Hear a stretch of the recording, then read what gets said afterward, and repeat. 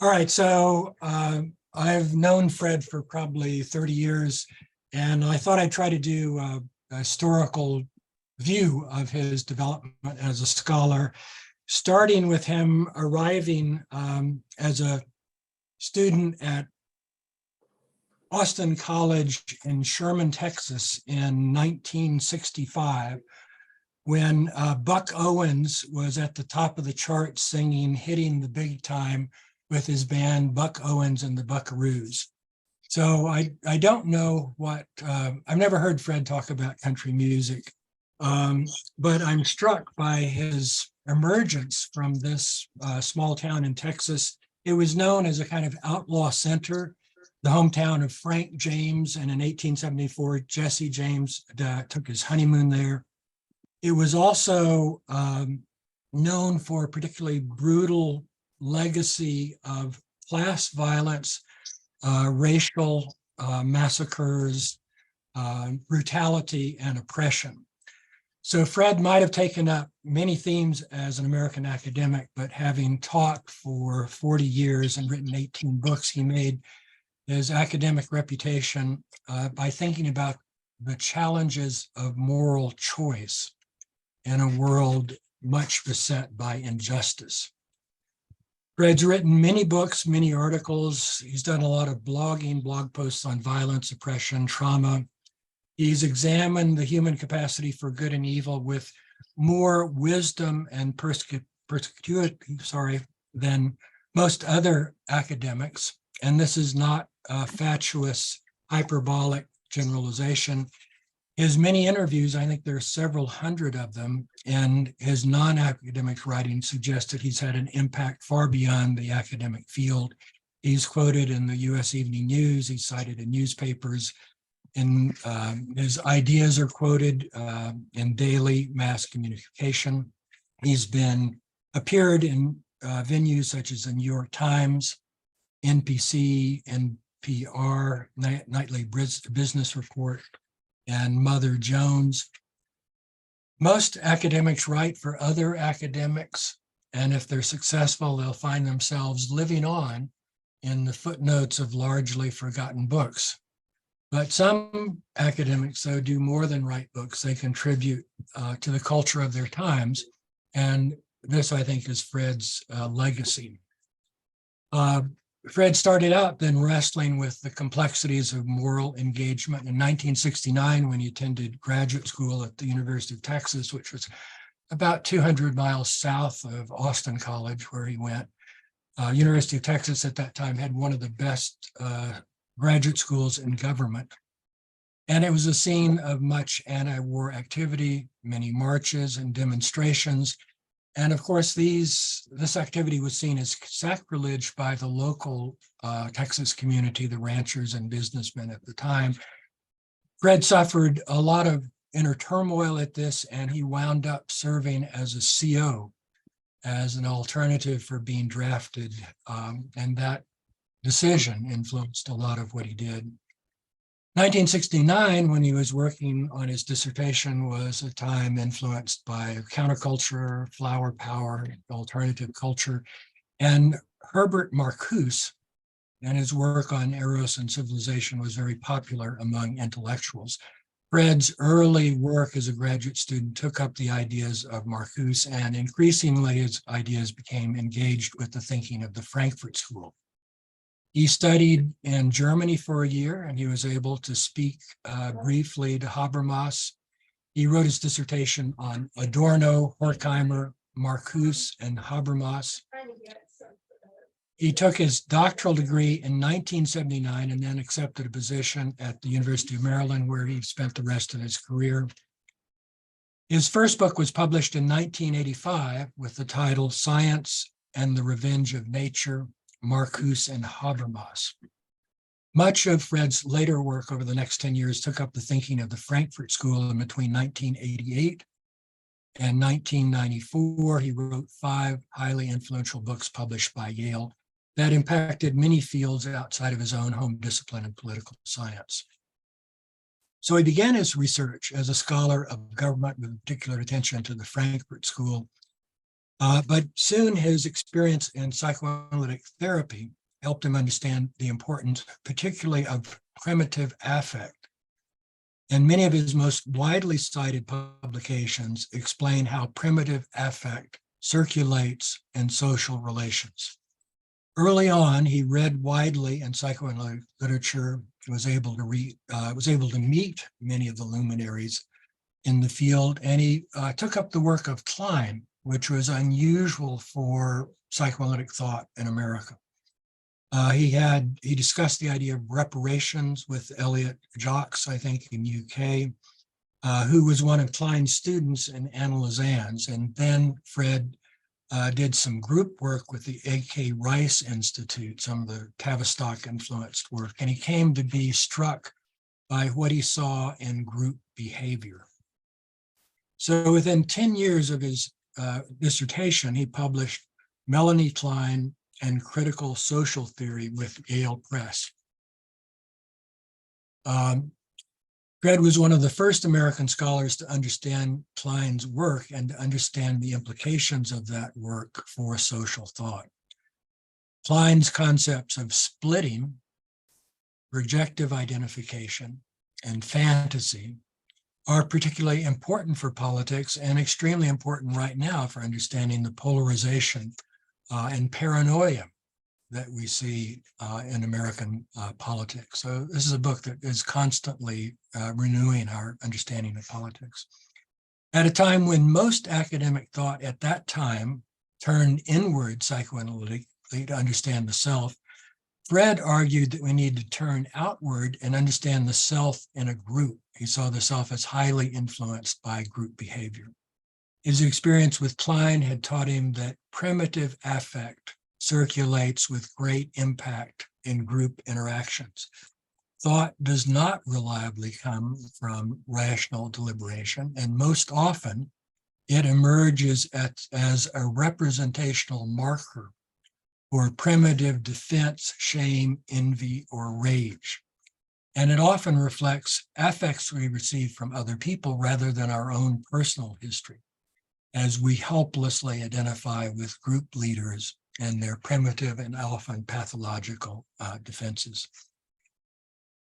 Fred's later work took up the theme of trauma, and in between he did a lot of studies on whistleblowers.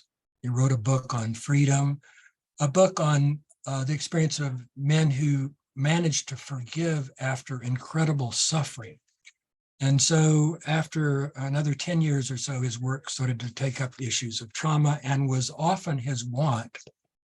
Fred urged us to think of trauma from a perspective that was quite opposite of the prevailing wisdom. He suggested that it's important to understand trauma not in terms of what people do not remember, but what in fact they do remember. And he spent, I think, 200 hours with the Holocaust archives at Yale for his 2009 book. And what he discovered is that the survivors of trauma remember a great deal. And it's not that they don't remember, but we have trouble paying attention to those narratives. So that was a groundbreaking different perspective on that.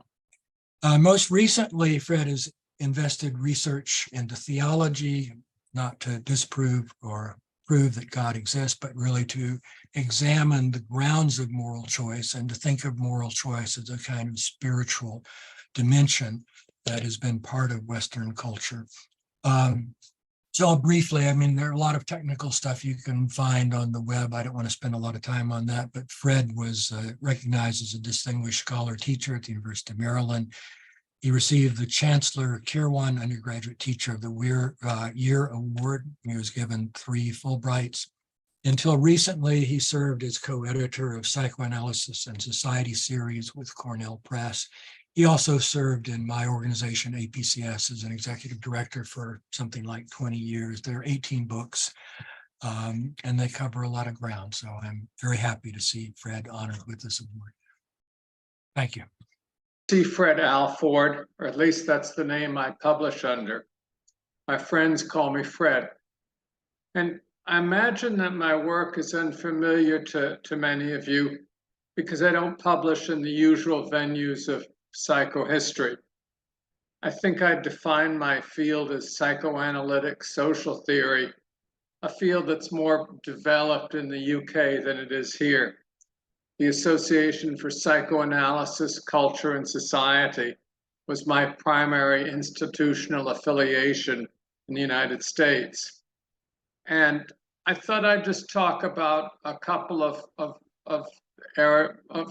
books, but really areas of interest. One is Melanie Klein, and the other is trauma theory. I've written about a lot of things, but I think these are probably the most relevant to the Clio-psyche people.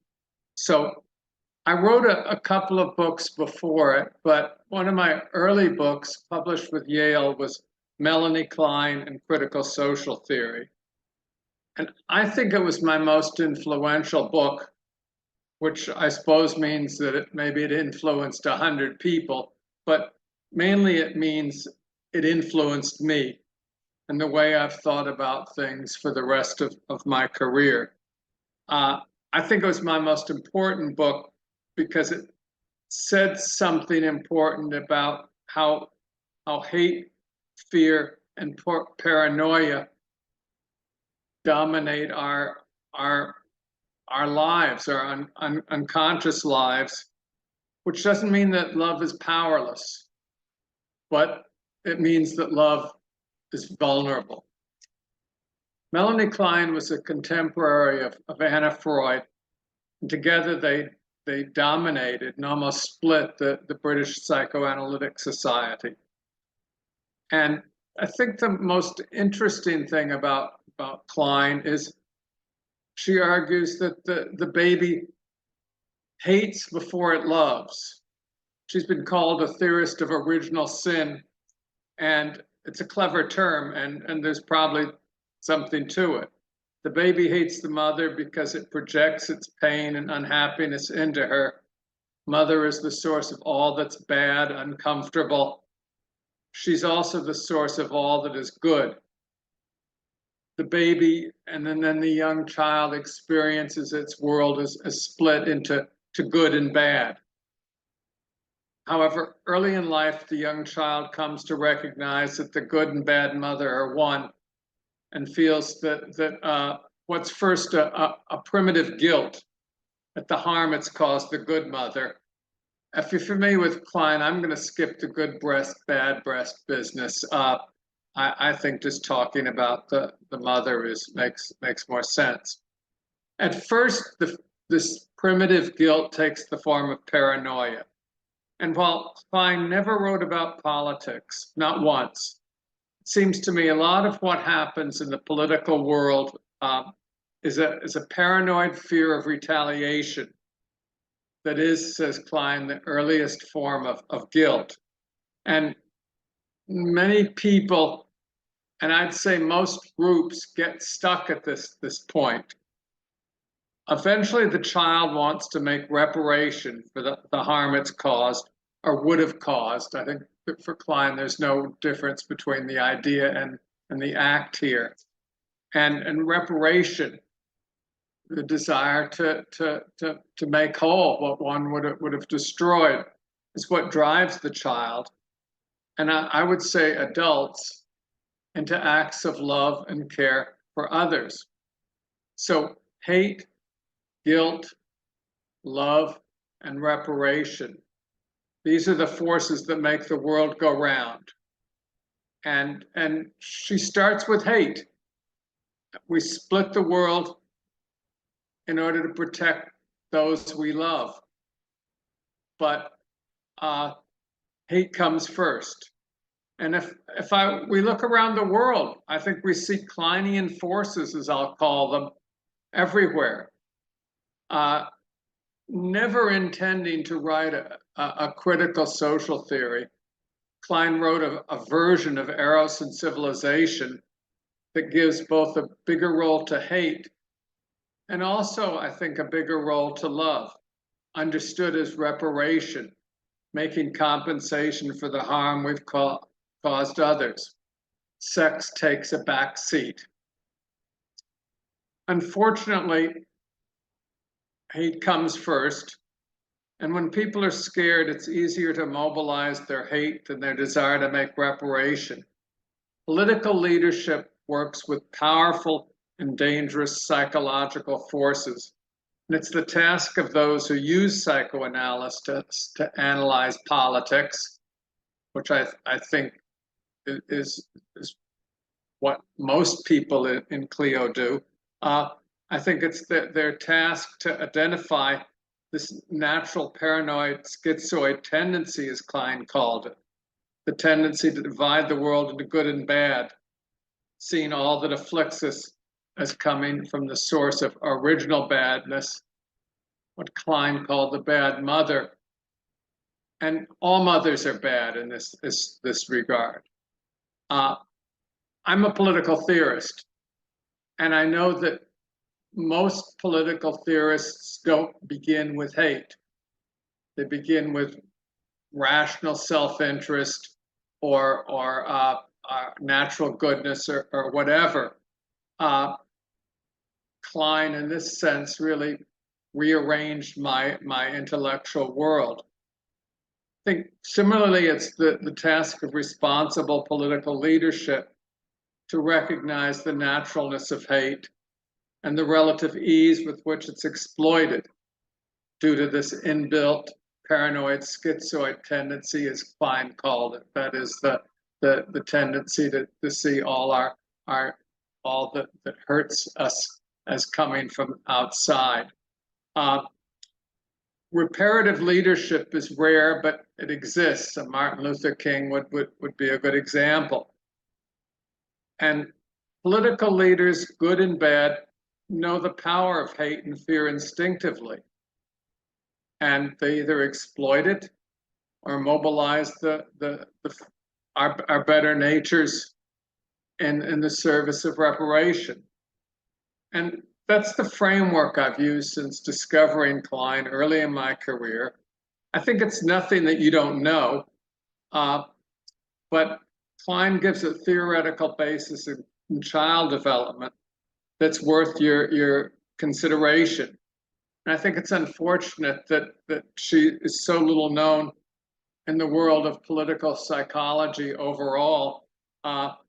And I don't think she's well known in psychohistory, though at least I've not seen much that seems sort of obviously influenced by Klein. So she set my intellectual path, and while I've gone in a lot of different directions, I've never really left that way of seeing the world behind. My most recent interest has been trauma theory, a fascinating and quickly developing field, thanks to the development of neuroimaging. And trauma is now frequently approached as a phenomenon of the brain. And I'm a little old-fashioned. In 1992, Judith Herman wrote a book, Trauma and Recovery, and it owed a great deal to the work of Robert J. Lifton, who I see has previously been honored by Clio. And Lifton argued that post-traumatic stress disorder was the result of putting normal people in an abnormal situation, an extreme situation, beyond the limits of normal human experience, and also inescapable. And PTSD then, and this was Lifton and Herman's insight, is a social disease, best healed by secure experiences with others. And one sees this most clearly in Herman's recent book, Truth and Repair. So I think, well, today, trauma theory has become the preserve of literary theorists on the one hand, strangely enough, who write about trauma in literature, and cognitive neuroscientists who see trauma as activating the amygdala and other structures of the brain in such a way that they cannot turn off when the danger's passed. True enough, but the the phenomenology, the experience of trauma is lost. Above all, that it's a social experience. And I think the great contribution of trauma theory is to disclose and make sense of an enormous amount of suffering in the world, suffering that would otherwise go unnamed. And one of the most interesting aspects of the diagnosis of PTSD is how much it was and remains driven by those who suffer from it. That is, those who suffer from constant anxiety, hyperarousal, flashbacks, and so forth. And it puts a name to the suffering, it legitimizes it. And it seems like very few regard it as a stigma, but rather the name diagnosis is a stigma, but rather as a way of explaining their experience and their lives. There's also something called CPTSD or complex PTSD. And it's a version of PTSD that refers not to single traumatic incidents, but to events like war or so forth, but to years of chronic abuse without a chance to escape, usually beginning in childhood. And again, those who suffer from it are often its strongest advocates because it puts a name to their suffering. And yet the Diagnostic and Statistical Manual of the American Psychiatric Association, DSM-5, now it's DSM-5-TR, doesn't include it. The ICD, the International Classification of Disorders, does. So these have been two of my interests. And if someone asked how I would define my perspective, I'd still say Kleinian, because I think she best explains the truly terrible things that go on in the world. But I think I've also learned when not to use her or any other psychoanalytic theory, and when and to draw on others such as Herman, with so much more experience near than Klein. And I don't know how helpful my work has been to others, probably ranges too widely, but it's kept me interested for almost 50 years. And you can read about my latest excursion into Judith Herman versus cognitive neuroscience on my blog, www.traumatheory.com. And it's to my blogs that I actually devote most of my attention these days. And they generate far more response than any of my books or articles have ever done. And I enjoy that part too. So that's me, and that's what I've been trying to do these last 50 years. And I've learned a lot, and I hope some other people have too. Thanks a lot. All right. Jimmy Fisher is my oldest friend, not in age, but in duration. I met him in 1966 in Madison, Wisconsin, when I was a teaching assistant in an early modern European history class, and he was one of my students. My memory is that he was intensely engaged in discussions, argumentative, but nonetheless diffident and a bit detached. One day after class, he stayed behind and walked up to me and said, "How does a guy like me get to know a guy like you?" "Buy me a beer," I replied. And he did. And he drank beer at 18, Wisconsin in those days. So this was for me an unusual experience. My friendships had grown slowly out of common experience, shared interests and likenesses. My friendship with Jimmy Fisher was willed, initially by him, and after a while, by me. Jimmy had the other kind of friend too, but he often has taken the initiative to forge friendships with people he admires, and then dispense with small talk and move directly into intimacy. He has written in autobiographical passages of his proclivity to hero worship, which he knows about and tries to resist, but has often succumbed to. And this has by no means impeded his critical acumen. On the contrary, it has sharpened it, as anyone who has read his work knows. Well, we socialized, we drank beer, we exchanged visits.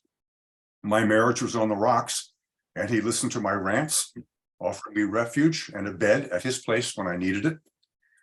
And he has written, as he has written many times, he gravitated to the charismatic and brilliant teachers George Mossey and Harvey Goldberg. He immersed himself, as most of us did, in the radical politics the Madison campus was known for, and sought themes in his reading and his classes that spoke to the issues of the day, feeling his way gradually into the role of a committed intellectual. The most striking thing about him, even in these early days, was his love of dialogue and relentless pursuit of the truth. He was agile and engaged in group discussions, but his forte was one-on-one conversation. His favorite phrase, as long as I have known him, is, "What's your analysis?" And he would gently press you until you thought long and hard enough about the matter at hand to shed some light. His own contributions to these dialogues were intense and aimed at contributing what he could to the conversation, but never at the cost of interrupting its flow. Everything was grist for the mill.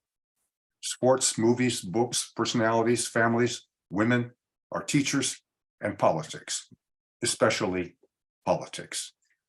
As Ellen Schrecker has noted in The Lost Promise, recent book about American universities in the 60s, the Madison campus was a hotspot of opposition to the Vietnam War, with sit-ins, teach-ins, mass meetings, and disruptions of military and corporate recruiting. Though George Mossey was not my major professor, he was my chief mentor and the inspiration for my own dissertation and for many others, which, as Jimmy has written, we all hoped would be relevant. I got my PhD in 1969, found a job, but the following cohort, of which Jimmy was a part, was not so lucky. After he finished his degree in 1973, he spent a few years in Paris and made a return to the States, became a gypsy scholar, moving through a series of one-year jobs. As he has written, he blamed the profession, he blamed himself, and he developed a dismissive, argumentative style that endeared you and displaced for the time being the intense problem-solving dialogues for which he had such a gift.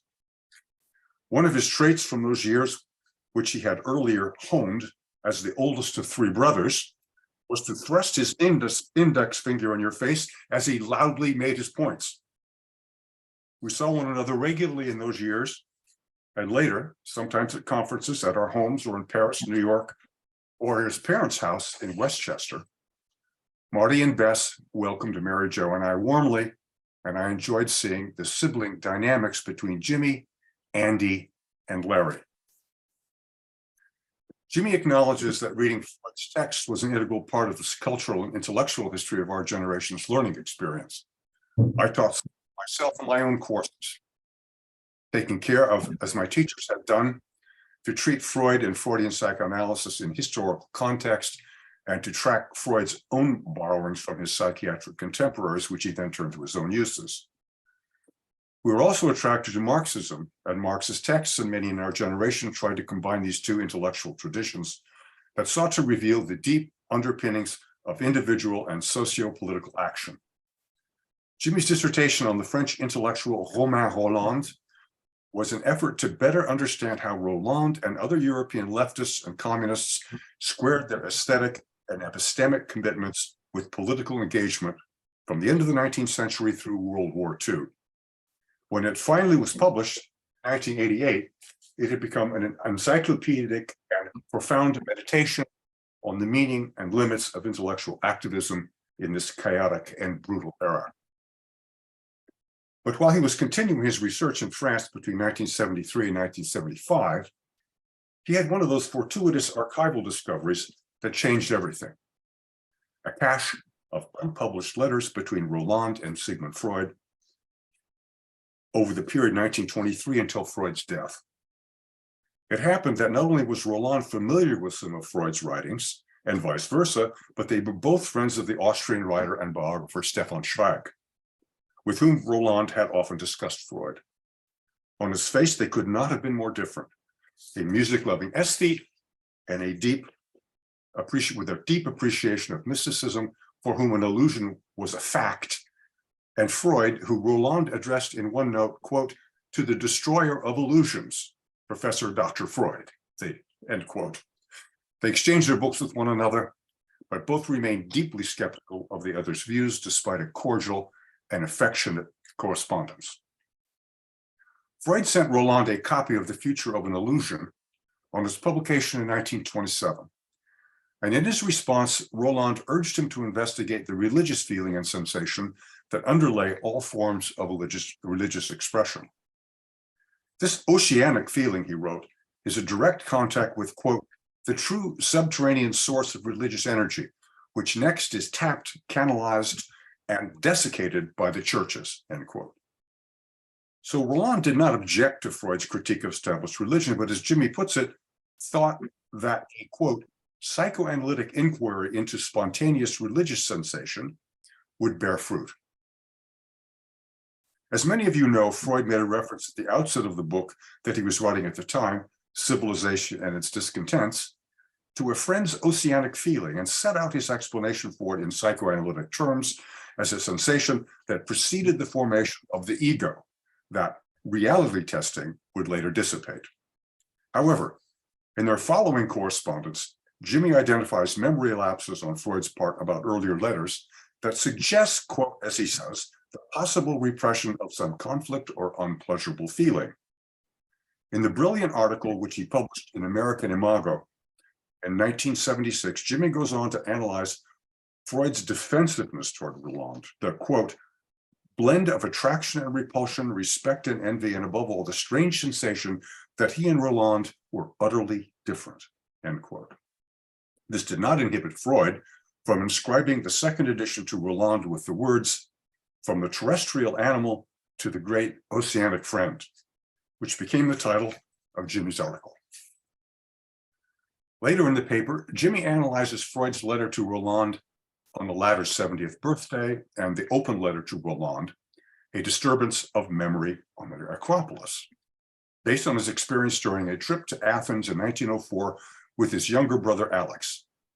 Jimmy then dives into Mark Kanzer's analysis of Freud's ambivalence to Roland in A Disturbance of Memory, suggests it doesn't go far enough.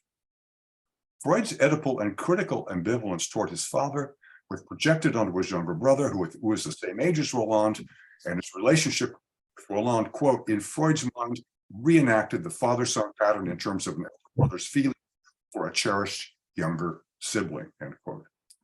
Jimmy thus bolsters Freud's demonstrable ambivalence toward Roland with an interpretation drawn directly from Freud's own theories.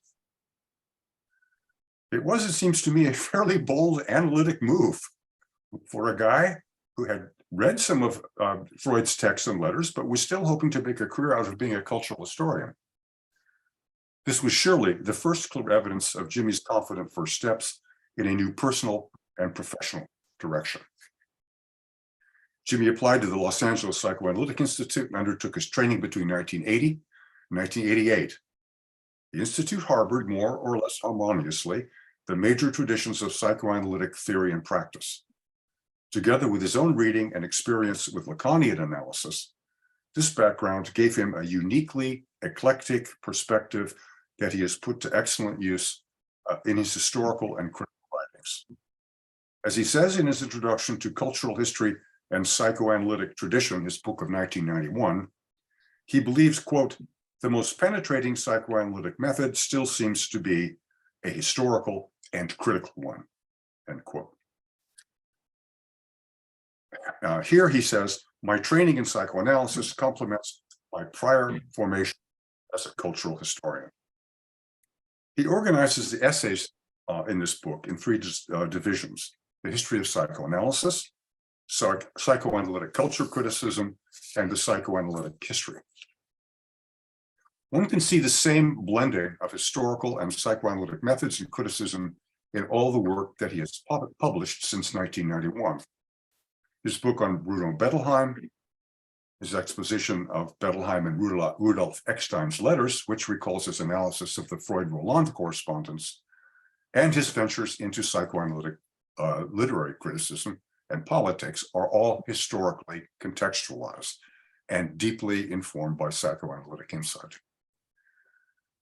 Now, in the field of the history of psychoanalysis, he has written illuminating essays on Sabrina Spiegelman, Otto Fenschel, the Lacanian movement in France, and a piece on the psychoanalytic free class, a movement in Central Europe between the wars to offer free or low-fee psychotherapy for indigent or marginalized patients.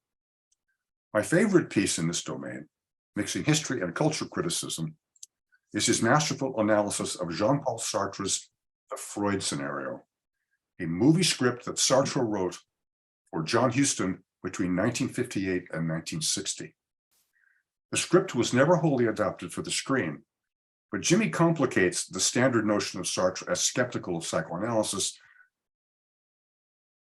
by showing how Sartre created a very Freudian intersubjective dialogue between Freud, Viennese anti-Semitism, and his patients, and father figures in his education to account for Freud's own self-analysis, his understanding of Oedipal conflicts, and his rage at being a despised minority in his native land. The essays that Jimmy wrote on this subject show him his firm grasp of both existentialist philosophy, Sartre's own biography, and of course, psychoanalytic theory.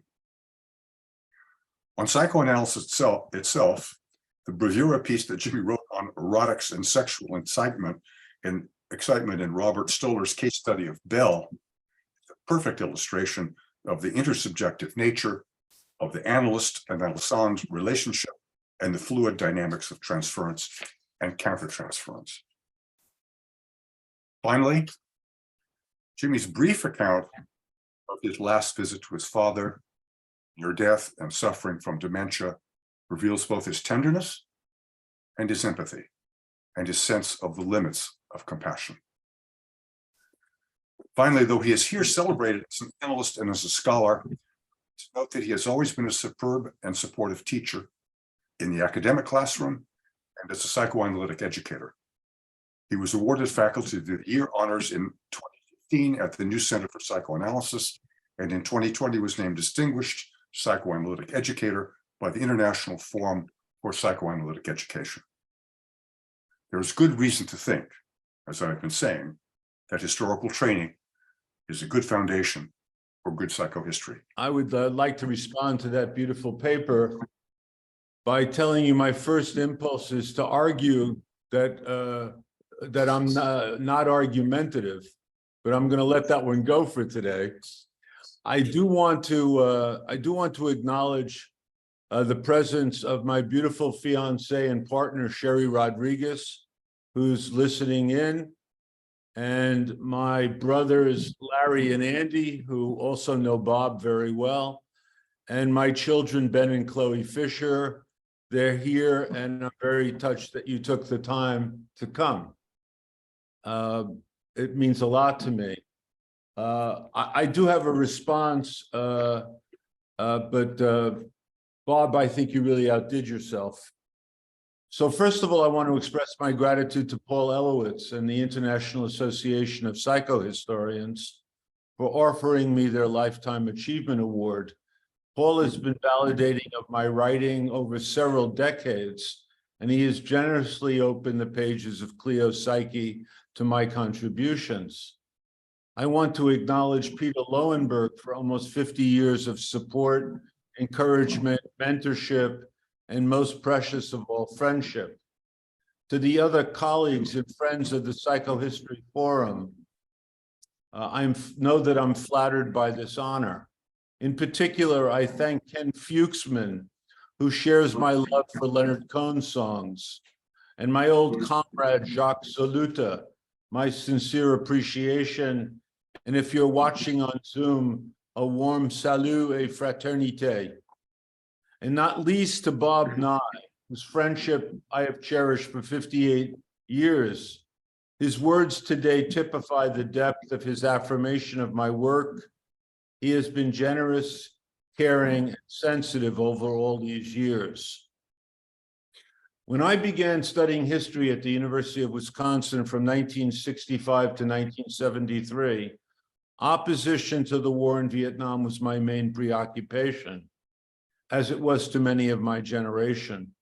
I wanted not just to interpret the world through a deep grasp of cultural history, but to change the world. I rejected being a detached, neutral, objective observer, but preferred being a participant, an engaged observer, one who both understood history and who desired to change history. This somewhat grandiose view, pervaded by utopian idealism and a commitment to emancipatory strategies, still remains with me despite our failures and partial victories. I was electrified by Noam Chomsky's 1966 essay, The Responsibility of Intellectuals, where Chomsky said, quote, "It is the responsibility of intellectuals to speak the truth and to expose lies." I identified with being a committed intellectual, part of a significant conversation on the big issues of the day, one designed to critique the past and present, and to open up creative, progressive, and emancipatory options for the future. Chomsky's ideas about responsibility also appeal to an ethical side of me, resisting the ideas of victimhood or identification with the aggressor. Wanting to be an agent of change in the socio-political realm, eventually became transformed into facilitating individual growth and self-awareness, helping individuals to change aspects of their internal worlds in the clinical realm. The history I identified with presupposed empathy, attention to context, rigorous scrutiny of documents, work in archives, and an appreciation of what was possible in specific historical frameworks. It also meant the retrieval of memory, but memory mined for its illumination of conflicts and pressing issues, not nostalgia, not sentimentality, not an uncritical romanticization of the beauty or the innocence of the past. In thinking about a through line in my writing, I realized a chief focus has been on individual psychology. My first published paper on Malraux's anti-memoirs 50 years ago examined character portraits, especially Mao, Gandhi, and de Gaulle.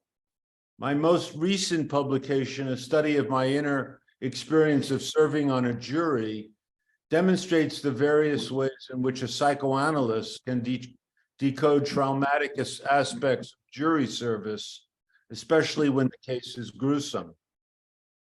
Retrospectively, I realized that I was always obsessed with knowing about personality, about being able to understand the complexity, contradictions, paradoxes, and nuances of the human mind and behavior, including my own.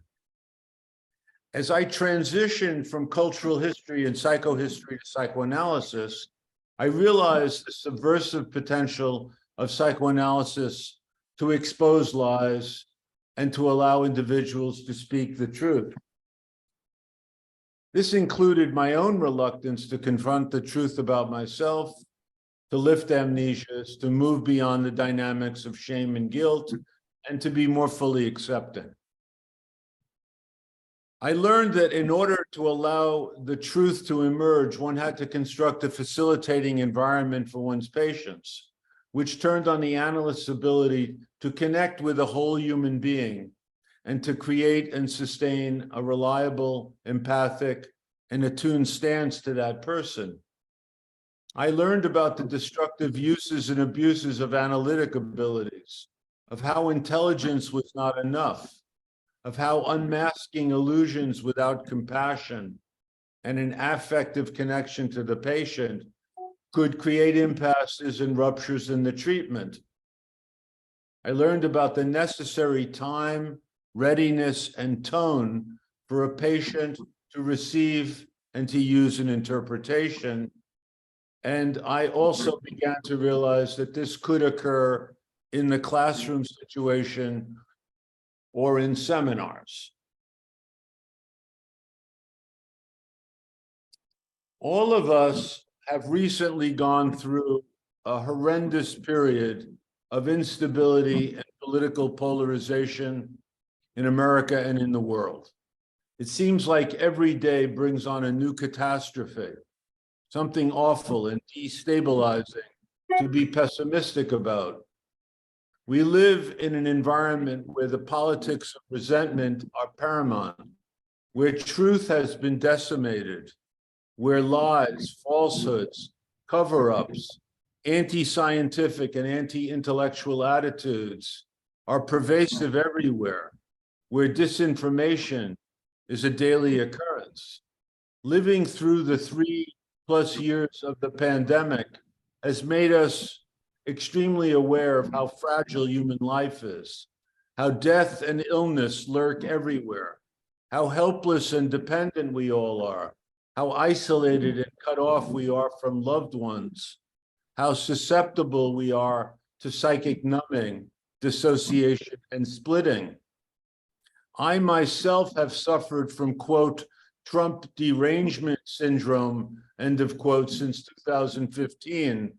It lingers, and I have not fully recovered. I'm also terribly disturbed by the Russian invasion of Ukraine, by the Supreme Court's decision to overthrow Roe versus Wade, by the environmental and global crisis. It brings to mind a wonderful phrase from the movie The History Boys, where they ask students, what is history? And one student replies, history is one fucking thing after another. That's what the last 7 years have felt like, at least for me. Let me conclude by reiterating my thanks for this award. It is very welcome and very surprising, but I'm not done yet. I still feel like I have several books in me to write. I believe that the alliance of depth psychology and history can be generative, insightful, and fertilizing for each discipline. Historians, of course, are never blank slates or objective, detached observers or neutral readers of documents.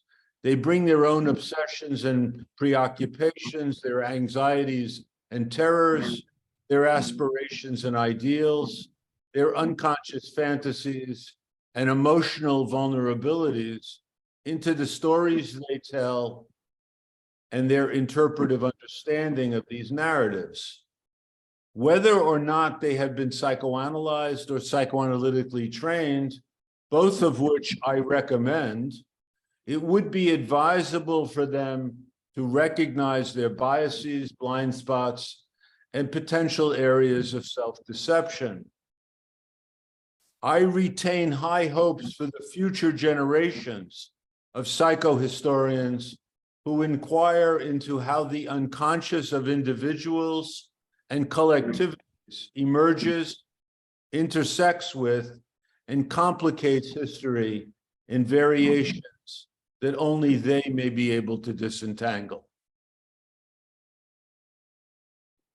Thank you. No need to get on to Daniel Rancour-Laferriere, who is here with his daughter, Lara Shapiro. He's emeritus professor of Russian at the University of California, Davis. I've known and respected him for many years through our correspondence and the internet. Let me start with some statistics and facts about him. Daniel was born on November 2nd, 1943, as the first of 13 children in a very Catholic family. He personally authored 13 books, as well as another 10 volumes which he edited, or that are translations of books he has written. He published 84 articles, very substantial articles. Recently, Professor Rancour-Laferriere spoke to me about a magical 10 years after the collapse of communism, when he could lecture in Russia, have his books published in Russian, and see the former Soviets enjoy the fruits of freedom. Now to his education and scholarship.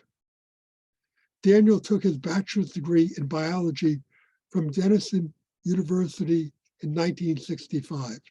He wanted to be an ornithologist and an ornithologist of Siberian bird life. So he studied Russian as well as German. He earned a PhD in Slavic languages and literature from Brown University in 1972. He made his first trip to Russia in 1970, but it was not possible to discuss psychoanalysis or psychohistory in the Soviet Union.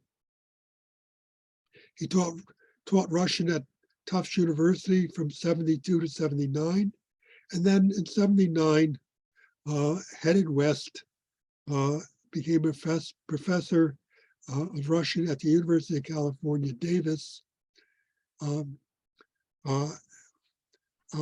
which has been a very generative place for numbers of people who come to psychohistory.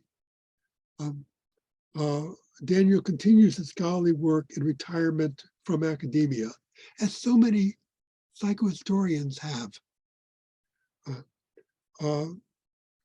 Regarding what Daniel calls his, quote, psychoanalytically born books, end quote, he considers the edited Self-Analysis in Literary Studies, 1994, to be quite important. And he's willing to delve into the self and use himself in his studies, which is so important.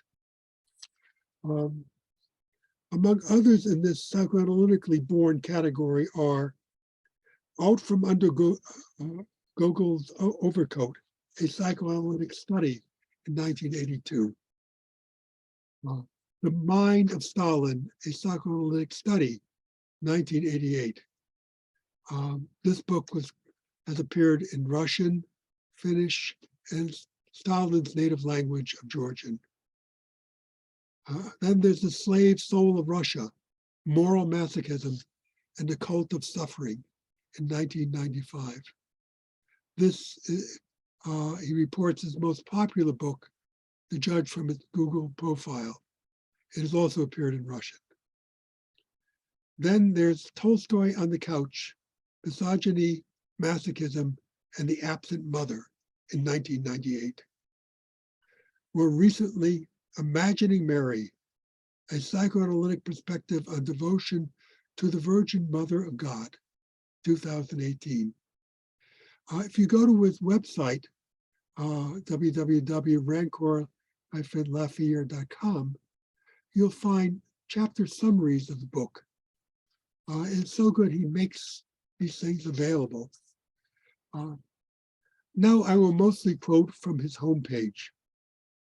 Since retirement from teaching in 2004, Daniel embarked on research from a psychoanalytic perspective on the Christian religion, particularly Russian Orthodox and Roman Catholic manifestations. Thus far, he has published books on Lev Tolstoy, Quest for God, the veneration of religious icons in Russia, the meaning of the Christian cross, and devotion to the Virgin Mary, Mother of God. His interest in religious studies is based on his personal studies. Oh, I've got to watch my paper doesn't block my screen. I have that tendency. Born and baptized in Roman Catholic Church in 1943, he eventually became the eldest of the 13 children in what he calls a, quote, an excessively religious and excessively large family. In other words, good Catholics. Under the influence of his devout mother and some local priests in northeastern Vermont, he learned the Baltimore Catechism, received First Communion at the age of 7, became head altar boy in his parish, and was confirmed in early adolescence. In college, he served as president of the Newman Club. By graduate school, however, he began to have his doubts. Then at some point in his early 20s, he became a lapsed Catholic. But he had not forgotten his childhood and youthful, filled with the riches of religion, the colorful vestments worn by the priest at the altar, the fragrance of smoke from incense burning at benediction ceremonies, the feeling of being loved by Jesus, who he swallowed in Eucharist form, the singing of Gregorian chants, and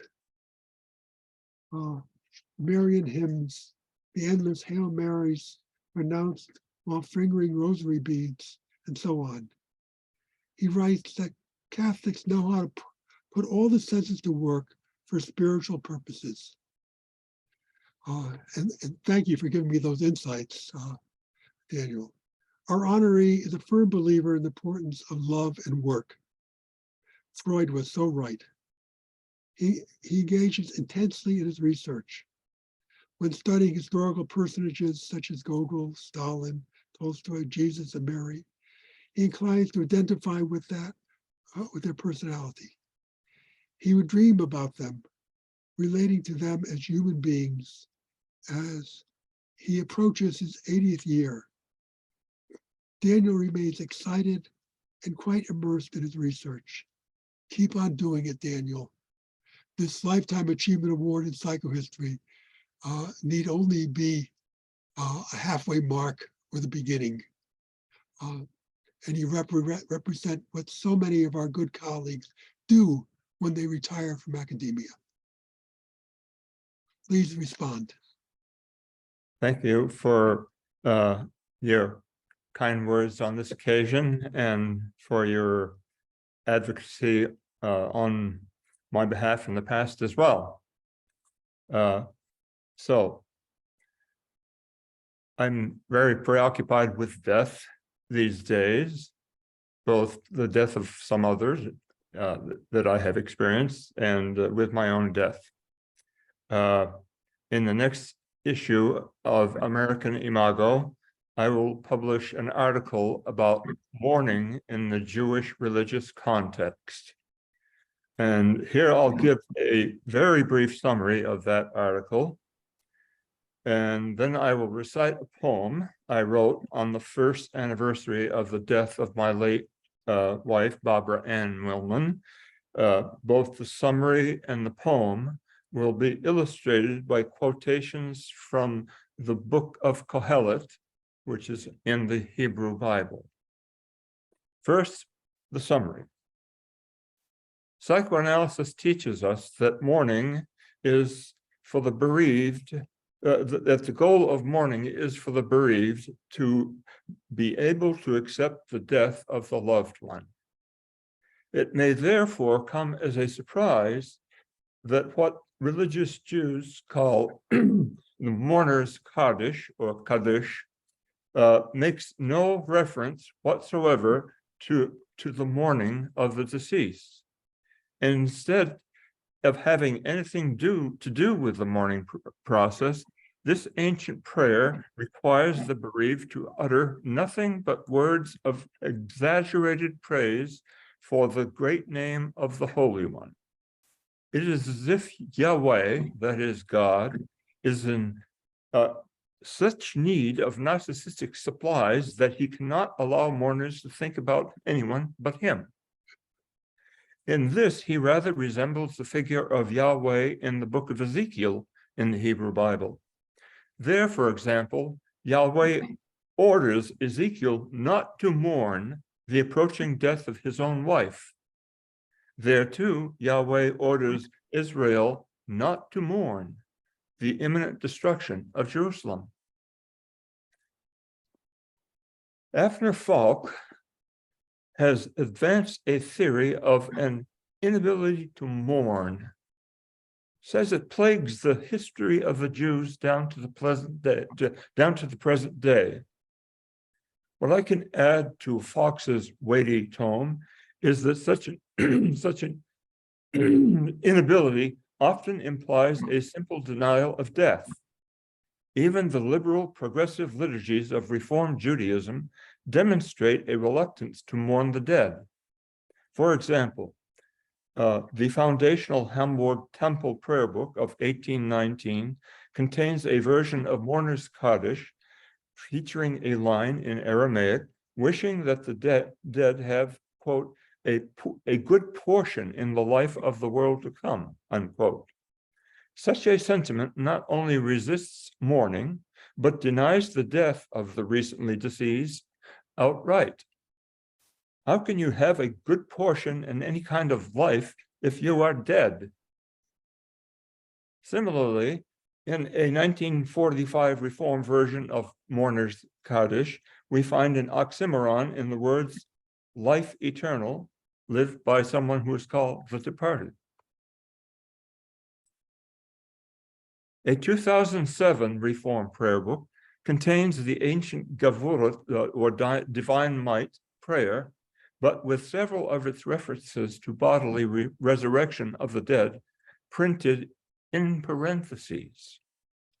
So, for example, blessed are you, Adonai, who gives life to all. Begin parentheses, revives the dead. End parentheses. The idea here is that the congregant is free either not to recite what is in parentheses or to recite it, but only in a, quote, metaphorical sense.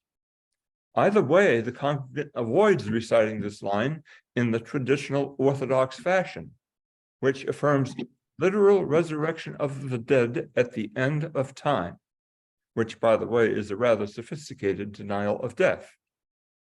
And either way, congregants do not have to make a commitment as to whether or not there is literal resurrection from the dead.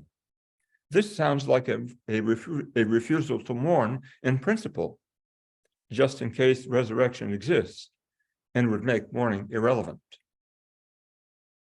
One of the wisest books of the canonical Hebrew Bible, which is called the Book of Kohelet, or also called the Book of Ecclesiastes, affirms death in all its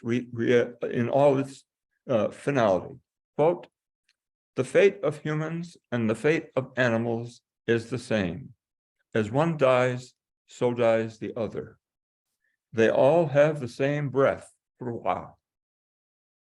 And humans have no advantage over the animals, for all is vanity. All go to one place, all are from the dust, and all turn to dust again. Unquote. Kohelet asserts, moreover, that one need not be depressed about this. Instead, he takes a carpe diem approach. Quote, whoever is joined with all the living has hope, for a living dog is better than a dead lion. The living know that they will die, but the dead know nothing. Unquote. This view, all other things being equal, can facilitate rather than impede mourning. And precisely as psychoanalysis teaches, this is a good thing for the bereaved. For paradoxically, an acceptance of death makes it possible to get on with life. And now the poem. The poem is titled, Instead of Kaddish, Yahrzeit Memories of Barbara Ann Millman. I'll just read what I wrote at that time, approximately 3 years ago. A dog. His name is Baka. He holds my dead soul together. Back then, right after Barbara died, I swore I would not die of a broken heart. Well, for the time being. When, I say, when finally, some 40 plus years ago, I found you, Barbara, you became the lion of my life. For you are smarter by far than I. You fought off God's Philistines without even knowing who they were. Well, I knew who they were for the time being. When the cat died, and you convinced me to become a dog person, you showed me the way to walk, to feed, to love little Baka. But that doggy knew something was wrong. Something was wrong with my yoga breathing. So he jumped right out of my arms. Well, I couldn't help breathing that way, at least for the time being. Barbara, so much was in your power. You illustrated the thoughts in my head. You performed impromptu stories for the children. You learned to fix code for Adobe images. You brought me to Treblinka, to Auschwitz, to the synagogue in Prague, without even knowing the words to Kaddish. Well, I checked those Kaddish words. Yid Gadol ve'Yid Kadash Shemei Rava. And they had nothing to do with death, those Kaddish words, at least for the time being. For 40-something years, you made magnificent art, paintings in violent colors, prints in blade-like black and white, Holocaust memories, the Warsaw Ghetto Cemetery, warnings of climate change, like the ghosts of coral reefs, and the beautiful memory palace filled with birds, all extinct. Well, that was going very well for the time being. Then your second cancer arrived, the lung, not the breast. We thought we would conquer it, as we had conquered the first. Well, the chemo worked well enough, at least for a time. Then death kicked in. Oh, my dearest, no nonsense, Barbara.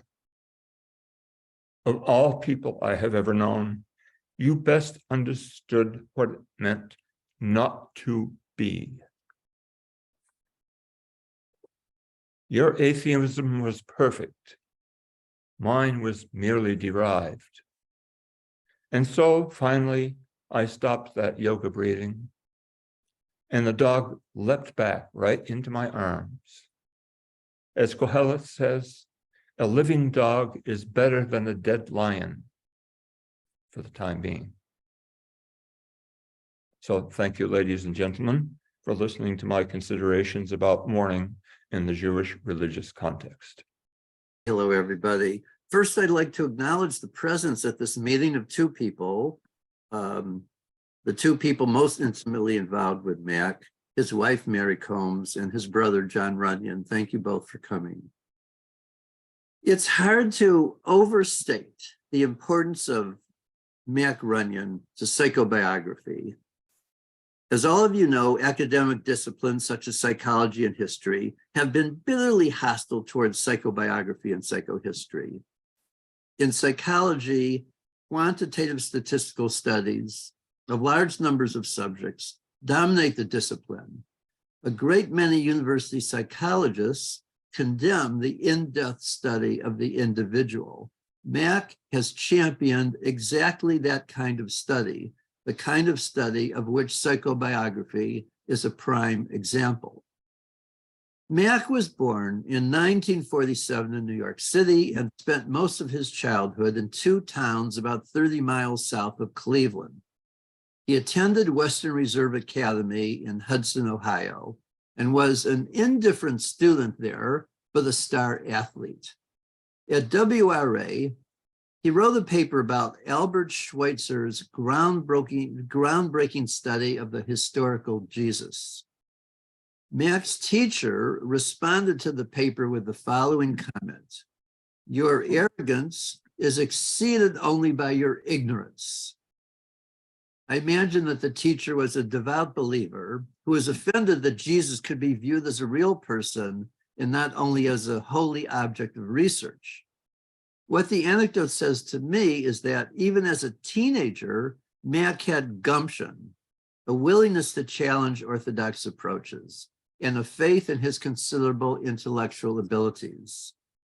My comment to Mac today would be, your self-confidence is exceeded only by your accomplishments and your wide-ranging knowledge. Probably because of behaviors like this one, in his school yearbook, he was given the nickname of Reb, short for rebel. For college, he started out at Wesleyan, then transferred to Oberlin College.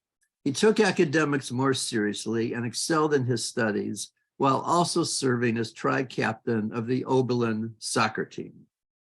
For graduate school, he gained admission to an experimental PhD program at Harvard University called Clinical Psychology and Public Practice. With the Vietnam War raging, he applied to become a conscientious objector and was accepted. Amazingly, he carried on full-time jobs for his first 2 years in graduate school while also doing all his schoolwork. He fulfilled his obligation as a conscientious objector by working these 2 jobs, one at a halfway house for ex-convicts, the other at a school for developmentally disabled children. Shortly after he entered graduate school at Harvard, he and the other new students sat in a circle with several of the faculty members and spoke about their interests. Max stated his intention to study life histories and how they can be carried out systematically.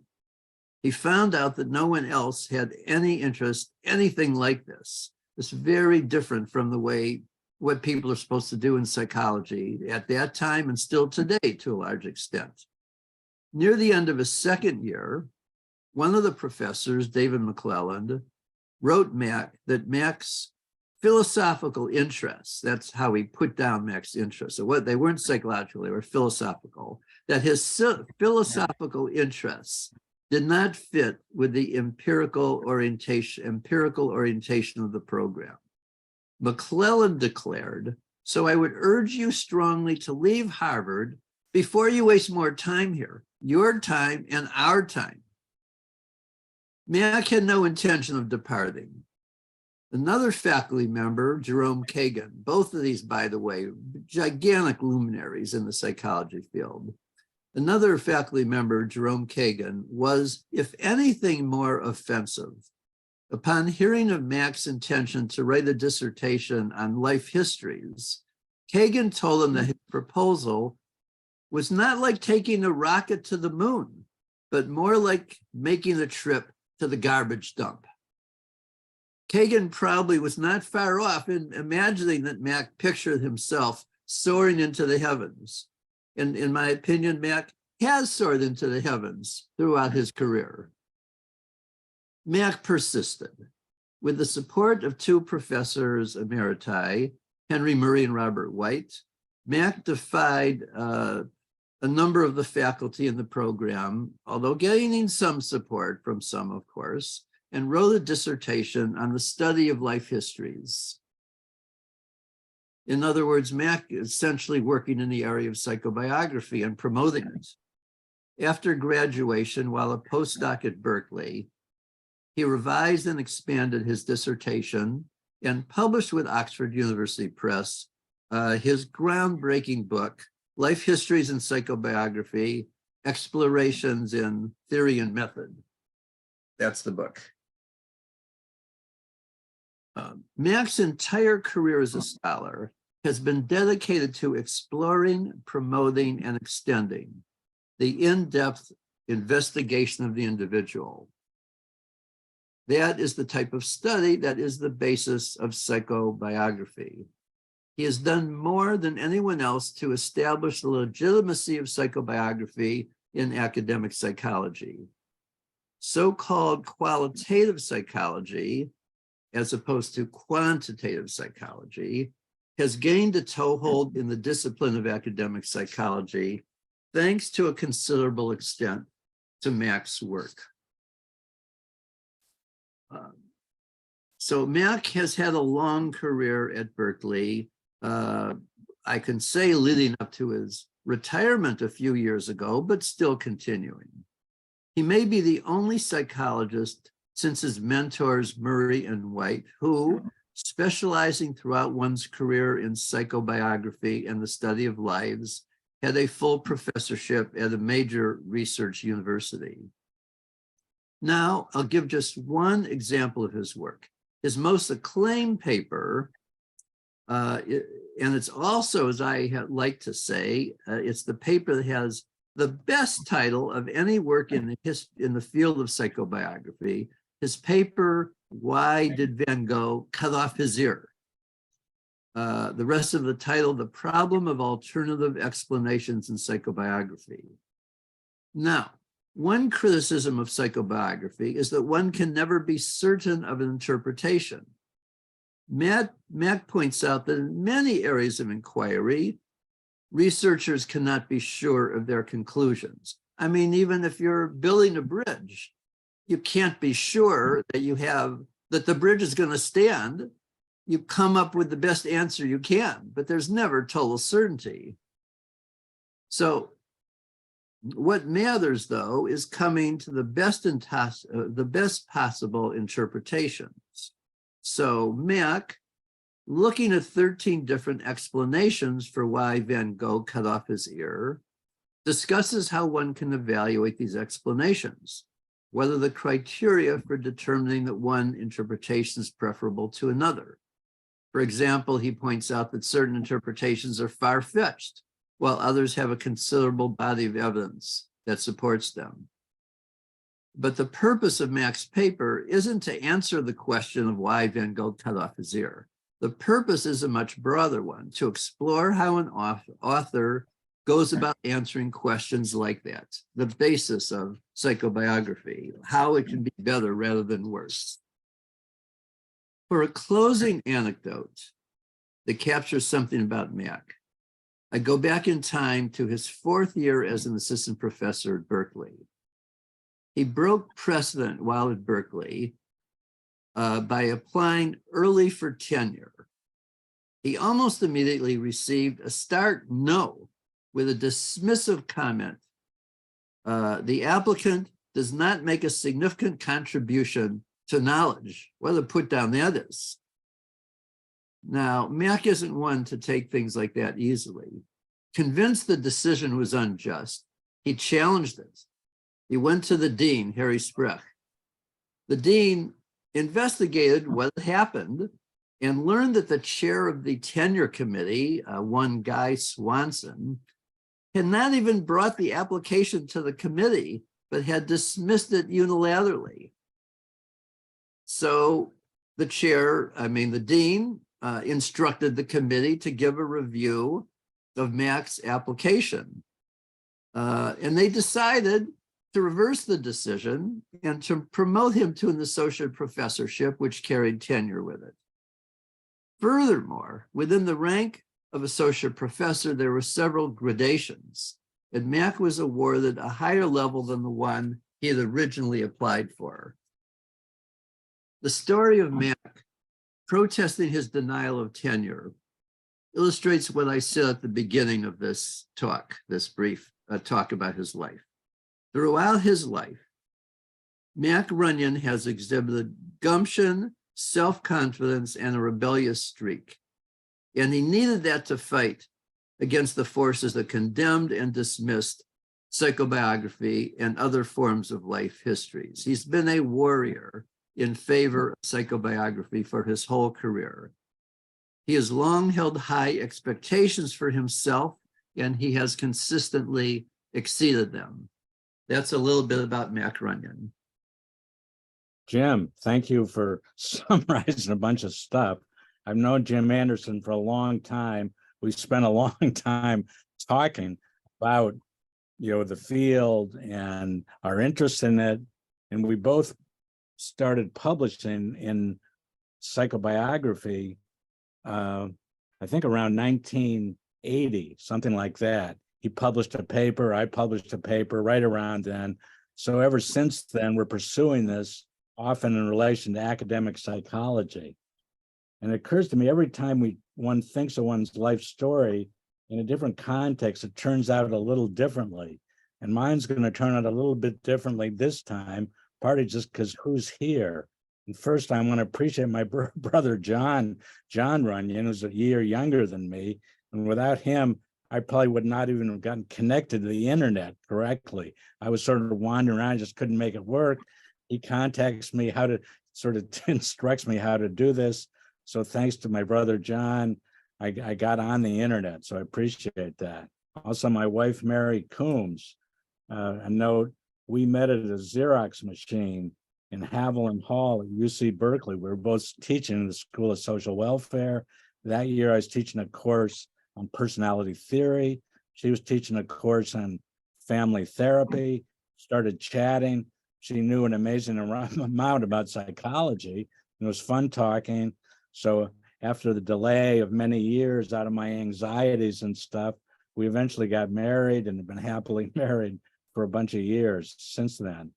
And a note to Paul Elovitz. For me, it's a new and a valuable extension of, I see myself as interested in the study of individual life histories and in psychological biography, but and partly I've appreciated a lot the work that Paul Elovitz has done in Cleo's psyche, even though I for a long time I was not that connected to the journal. I learned about it through Jim Anderson. And so through Jim Anderson, we co-authored an article for Cleo's psyche on our relationship to Erik Erikson. And the article is by Jim Anderson, Alan Elms from UC Davis, and myself.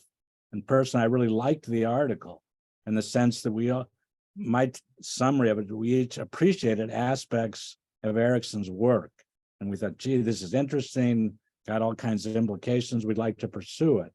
We all found him somewhat difficult to relate to personally. And I won't try and summarize the article, but it's in Cleo's Psyche, maybe 1994. And I like the article, and I'll use a couple visual aids here about, and I didn't say this in the article, but my sense, like Erikson, I'm going to re-summarize it. He's an incredibly famous guy. At Harvard, he was a big deal. I entered Harvard in graduate school in 1969-70. It was his last year teaching. I had a chance to audit one of his undergraduate courses. And so, but my feeling, he's really busy. He's doing a lot of stuff. And I and a lot of other people would like to talk with him. But I think he felt, I don't have time to talk to you. I'm not that interested. I'm interested in trying to make it more rigorous and scientific. And it's clear Erikson was not interested in that. And I think he sees himself more as an artist in a way. And so in his papers, and he's more as a framework for approaching this whole field, that's something that's meaningful to him. And so that's fine. There are lots of different approaches to this field. And to illustrate, I got two visual aids. Here's the first book I published called Life Histories and Psychobiography, Explorations in Theory and Method. And it's got 4 photos on the front: Virginia Woolf, Sigmund Freud, Abraham Lincoln, and Vincent van Gogh. I had chapters about each of those people and the problems of learning more about their lives over time. And Erik Erikson and I, over the years, had many. I'd gone to UC Berkeley after I got my PhD at Harvard in '75. I moved to UC Berkeley. Erikson was around the Institute of Human Development, and we made a number of attempts, scheduled attempts to talk with each other. And I was happy to do that. I'd like to talk with him. And every time he would call, let's meet next Tuesday at 2. He could call me Monday afternoon or Tuesday morning, sir, I can't make it. And that happened many, many times. So that was a little disappointing. But one surprising thing that happened is years later, he calls me on the phone and says, I love the cover of your book. He said, you like these photos? He had nothing to say about the book. We didn't talk about anything. He just called, say, I love the cover of your book. Thank you. Goodbye. And so I said, thank you. I appreciate that. And so to move on to Paul Elovitz, who I come at this field through in relation to the discipline of academic psychology. So how does the study of individual lives relate to psychology as quote a scientific discipline? And in psychology, there's a very famous book, History of Experimental Psychology by Edwin G. Boring, 1929, 1950. So that's seen as an important methodological statement about experimental psychology as the core, really scientific psychology. The rest of this stuff is fluff. It's kind of been, is passe, and we've moved on to real science, real experiments, real statistics. And one person who was here, I appreciate earlier, Lonnie Snowden, who's not here right now, but at Berkeley, he was hired in the School of Social Welfare 1 year before me. I came there in 1979, and he knows a lot about statistics, and he knows a lot about, we each had a common hero, and a guy, Donald T. Campbell, who wrote a famous book in psychology, Experimental and Quasi-Experimental Designs for Research. We both really admired Donald Campbell and his work and all the later things he did after writing about experimental psychology. He later, at the end of his career, he wrote a book, Methodology and Epistemology for the Social Sciences. And it reviews, in that book, he's got 6 different kinds of psychology he's interested in. Experimental psychology is one of them, and it's not the only one. He's also interested in case studies. He's interested in interpretation. He's interested in the sociology of science. He's interested in the history of science. So anyway, here's a common hero for Lonnie Snowden and myself. And so we had fun talking about him, Lonnie Snowden, and I had fun going to UC Berkeley basketball games. We were both interested in college basketball. We went to a lot of their games. We even we got carried away. Some years we went to the midnight opening practice before the season started, just to see who the new players are and what's going on. And so just he's been a great person to talk to all these years. On Paul Elovitz, I've got a visual aid for Paul Elovitz, that Cleo's Psyche. I didn't know that much about until I learned about it through Jim Anderson, and he was publishing in it, involved in it, and and Jim Anderson organized this paper about our relation to Erik Erikson, again with Jim Anderson, Alan Elms at UC Davis, and myself. It's sort of the history of our relations with Erikson. Again, we all admired aspects of his work. We all found him somewhat difficult to establish a good relationship with, and that was somewhat disappointing. And so we published an article about it in Cleo's Psyche. So I learned about Cleo's Psyche, and I got interested in, appreciated what they're doing. And one thing I didn't do until years later is read the edited book by Paul Elovitz here. I don't know if you can see the title. So this is a book, it's called Psychohistorical Exploration, the Best of the Journal Cleo's Psyche. And it contains articles for decades from Cleo's Psyche. And so it's a useful summary of the array of things that have happened in that journal, and the array of people that have been there, and their short biographical sketches of all kinds of people who contributed to the field. So I appreciated that. Just another appreciation of Paul Elovitz, the book that he edited, The Many Roads of the Founders of Psychohistory. Is that the title? Something like that. Of the builders of psychohistory. Yeah, The Many Roads of the Builders of Psychohistory. And I was honored to be included in that. I contributed a chapter, and I like the book. And I think there are about 30 chapters in the book, either autobiographical pieces or short autobiographical sketches. And I just found that a valuable contribution to the history of the field. So I'm just talking away so there are different approaches to the study of individual lives, and Paul Elovitz and Cleo's Psyche has, I think, more contributors from the discipline of history and so on. And I come from a tradition of academic psychology, of which the big deals are experimentation, statistics is good, neuroscience is good, but the study of individual lives is often seen as passé. And some people, and this is an extreme view in academic psychology, say this is not real science, psychoanalysis. What are they doing? And I've heard professors at Harvard say this. A lot of people are interested in psychoanalysis. I don't think it's a real science. I'm not going to lecture about psychoanalysis. I'm not going to answer any questions about psychoanalysis. Let's move on. So that's sort of the extreme view. Not everybody has that view. A lot of people want to integrate, different methods. And my wife, Mary's a big advocate of pluralism and sort of methods and theories and interpretation. I share that view. So that I think that's maybe enough for me. I want to ask John, my brother John, would you like to say anything? Or